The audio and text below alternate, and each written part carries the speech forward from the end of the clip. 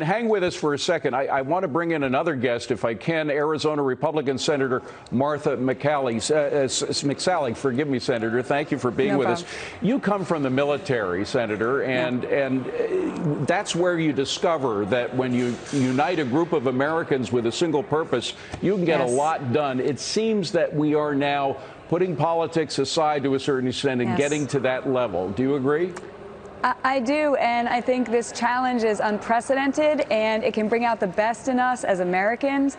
We're doing our part here in D.C., the federal level, breaking through the bureaucracy with the administration, the private sector coming online, and then really across society. We're hearing stories every single day, the faith-based community and neighbors and friends supporting each other, shopping for the vulnerable, babysitting for healthcare workers, and this is, I think, our opportunity.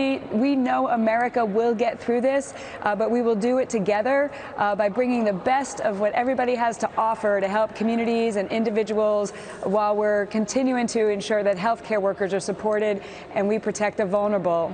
Now, Trey Gowdy, what the senator was just mentioning were sort of volunteer efforts on the part of Americans to help us in this situation. The Defense Production Act goes a step beyond that. It really empowers the federal government to direct the private industry to make certain things that we need. The president said he's going to be very careful about how he invokes that because it could be too powerful. What do you think? Yeah, I think the president is right. Fundamentally, it's the state's responsibility. The states in the past have been principally charged with handling public safety and public health.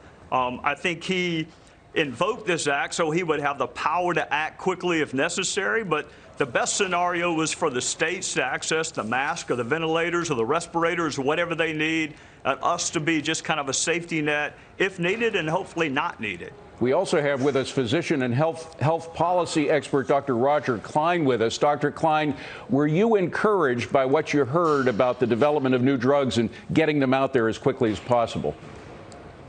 Yeah, very much so. I think they're doing exactly the right thing. I think the president's doing the right thing, and he's mobilizing the private sector, and as others have said, bringing the energies of the American people, our talented people, together to fight this issue, this problem.